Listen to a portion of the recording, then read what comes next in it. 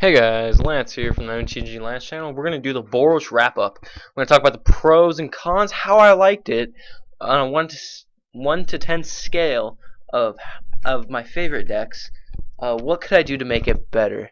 Or you guys could do to make it better. First things first, pros of it was really fun early game. Like early on in the games, it would work. Like you have a lot of 1 and 2 stuff going on here, and then third turn you have a few things. You have one card, and then fourth and fifth it starts lagging out.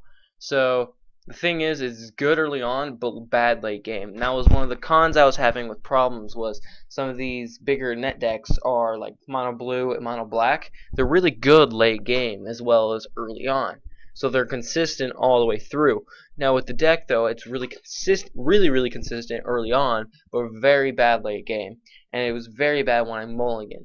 So I had problems with that. The cons were it took too long and it didn't accomplish the thing I wanted it to do, which was create a lot of tokens and then do damage off of them. It just didn't work that way. It just didn't do what I wanted it to do. How I liked it, I judge a deck on how good it is. I want to say like, oh, this deck was great or this deck was terrible, but it's not about how many times you win with it. It's how, for me at least, it's not just about the wins. I love winning. Who doesn't love winning? It's a fun thing to experience when you just win a game and you have fun with it. The thing is, I like the deck in a sense, but it wasn't a winning deck. What I want a deck to be is most or 50% of the time it will win, and I expect my decks to lose. I mean, you're never going to win all your games. It's not going to happen. The pros don't happen. It doesn't happen for anyone. Not one yet, at least, has gone unbeaten before.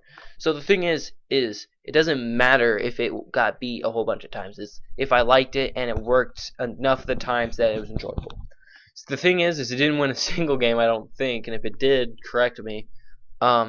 But I didn't really like it. It was boring. It was straightforwardness. There wasn't. It was the same things over and over, and it wasn't. It just wasn't the same. Now the deck I do have of Boros is actually a different model, and it's very good, and I like it. It's not as good as this one. Well, it's better than this one, and it was very enjoyable. It's enjoyable to play. This one so far, though, I didn't find it very enjoyable. 1 out of 10 of my favorite decks, I'm going to rate it around a 2. So very low, because it just wasn't enjoyable to me. I just didn't find entertainment out of this deck playing against bigger decks. Like Slivers, I put at like an 8 because it was just fun to play. Just if they didn't stop you, like control you or have any removal whatsoever, you won the game. And it's just fun to just have, oh, all my slivers are 8/8 tramplers, lifelink, hexproof, all this stuff. I mean, not hexproof, but you know what I mean. It's one of those things where I find enjoyability in some decks, and some decks I just don't.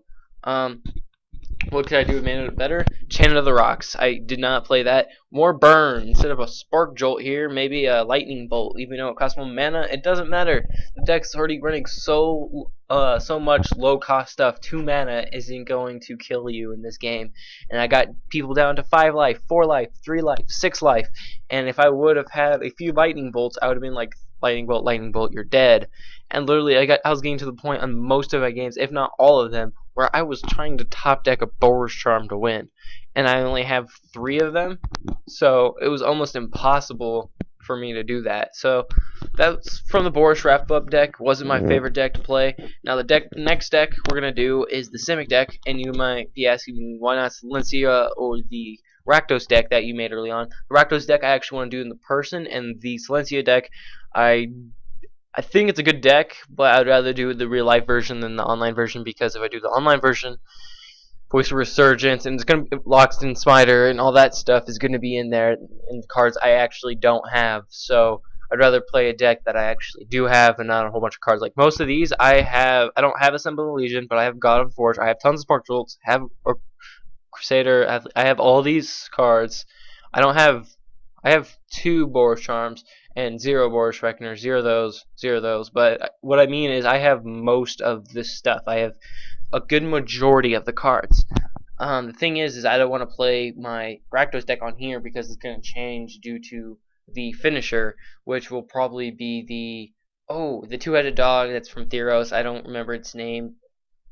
that thing, and it would just be my finisher. So that's what I want to talk about with this deck. Thank you guys for watching. Hope you guys enjoyed. Let me know what you guys think in the comments down below. Give me a thumbs up and subscribe.